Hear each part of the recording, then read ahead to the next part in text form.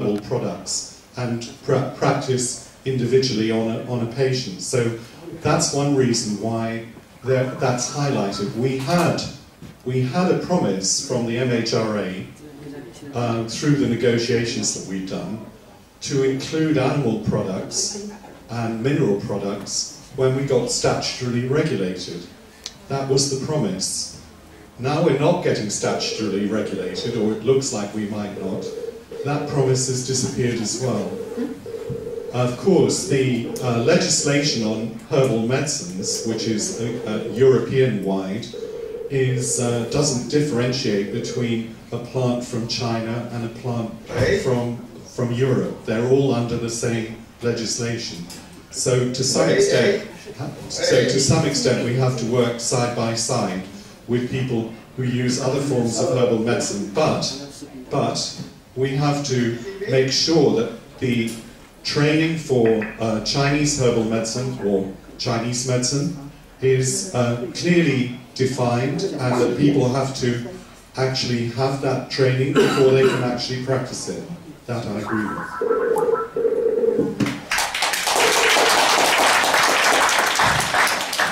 Thank you very much. Oh, 你好，林教授好。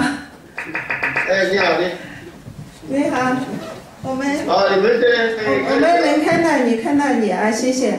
This is Professor 林子你是他会长是吧？王老师在这里。喂，你好，你看到我吗？我不看到你，手机有一个前台那个会议的那个我看现在看到了。现在看到了哈。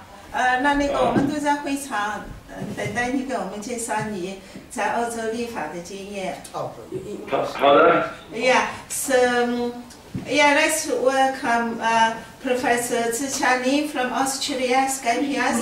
Their local time is 8:10 now.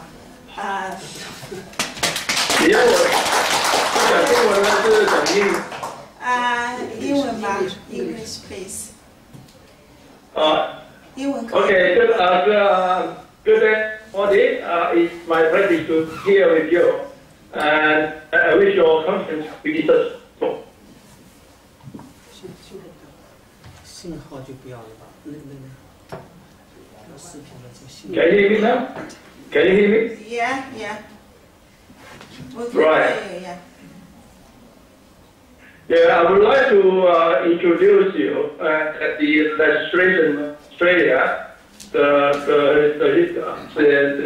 work we have been done with. I think we want to be government recognized. The legislation, higher education is very important, and that's why about 25 years ago we started Chinese medicine degree courses in the government university. So with achievement, and then we can ahead with the persuade or lobbying the state government or the federal government in the parliaments, but not in Department of Health anyway. That's my experience. The Department of Health is very to breakthrough because the third part in the be in the parliament is not Department of Health. I to advise if we to go ahead this important issue. Lobbying not only one parliament members, but mostly the member, still member of the is very important. Anyway, in this case, if you have questions want to ask, I can answer your question. This way is better. Thank you, Thank you, yeah. Any questions? Because Australia is successful regulated in TCM, so he got a lot of experiences. Any questions? Or from us, from you, any questions? I can hear you. Hello, everybody. Just now I say, actually I want to ask you one more question regarding the regulation. Because the first topic is Europe TCM regulation, and now we have the appearance from Australia as well. So I want to know if any country, they have their own regulation. In the future, are they want to have... The line is very bad. Can't hear you properly. Oh, sorry. You want to come to front? Come to the You have to front. ask the come to stage. I can't hear you properly. She's coming. Hello? 就对着这讲，就对着他讲。 Hello? Can you hear me now? Yes. Just now we have talked about regulation from Europe, and even now it's Australia. I just wonder, in the future, are those countries' regulation can credit each other, like a big group joining all over the world regarding traditional Chinese medicine practitioner or acupuncturist or herbalist, whatever. They can credit each other, they accept each other in different countries. Because now we're doing things just either UK or Australia or Portugal or whatever. So I want now, there are global trends for everything, even international, like internet. So I think it's the point is very clear that we cannot have a global restoration of Chinese medicine at this stage. It's impossible. Yes. I think it's one state by one state or one country by one country, and that's what we should move on. For example, I would like to start in Europe. If I were you, I would start in Britain, London first. All right? Because London is a country that is more simple than other countries, you know, like also the English-speaking country. And actually, from London, we have received delegates from your government to Australia a few years ago. They come to Australia and in our government, the restoration of Chinese medicine, the procedures, etc. And our government has responded quite well. And at this stage, as I said, the registration should be called Chinese medicine, and that's including acupuncture. We cannot ask only for registration for acupuncture. And also, I strongly recommend that don't use the word traditional, because you say traditional Chinese medicine, that means you are contradicting each other. I will ask you, where is the Chinese medicine? Where is the modern one? If you say you are the traditional one, I would like to ask you, where is the modern one? Why that's the truth? That's why in Australia, you can see, I started a course in RMIT University in 1992. And that course we call Chinese medicine. And the bill in Chinese, in Victoria, in 1996 at that time, the bill called Chinese medicine bill. And once you go through, the bill becomes an act, the act called Chinese Medicine Act of Victoria. And now after 12 years of the registration successfully in Victoria, and we move on nationally. And now the federal registration. The national registration also we call Chinese Medicine Act of Australia. So we are clearly to state that Chinese medicine representing the past, present, and future. And we know the tradition, because if you say Chinese medicine, then we representing the past.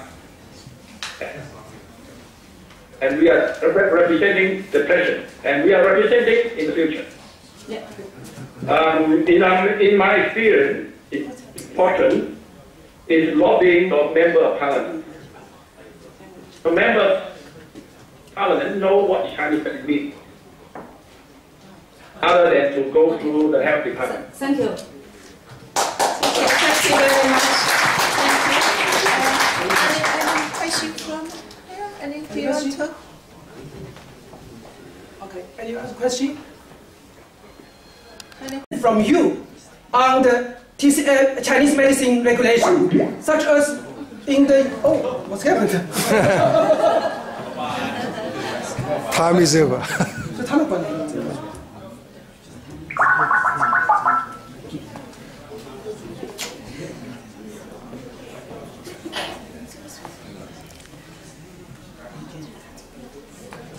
sorry for the technical problems.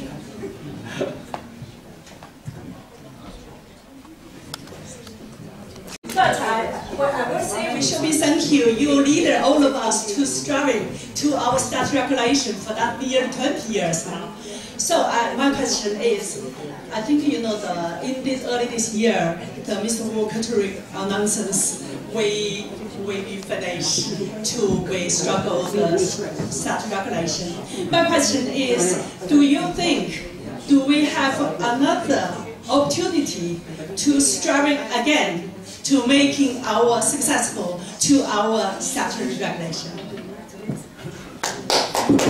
Thank you for the question.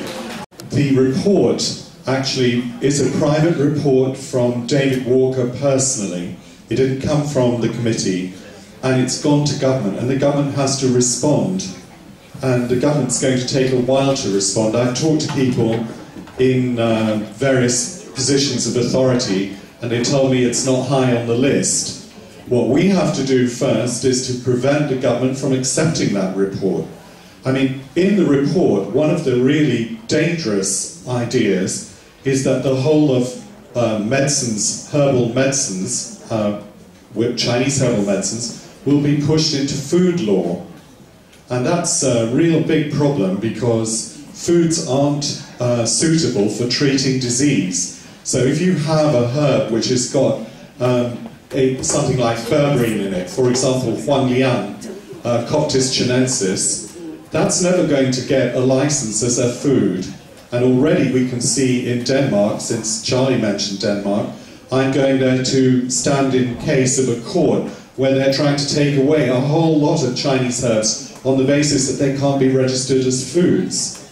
So we need to prevent the government from accepting that report as the first stage, and we need to work with the new minister to get him back to where the minister was in 2011 when he actually publicly announced that we would have statutory regulation. And what we have to do is we have to persuade the minister, the government, that this is in the interests of the public, not the practitioners, not Chinese medicine, but the public, that actually we are going to make such a difference to the cost of healthcare. That's what governments are really interested in.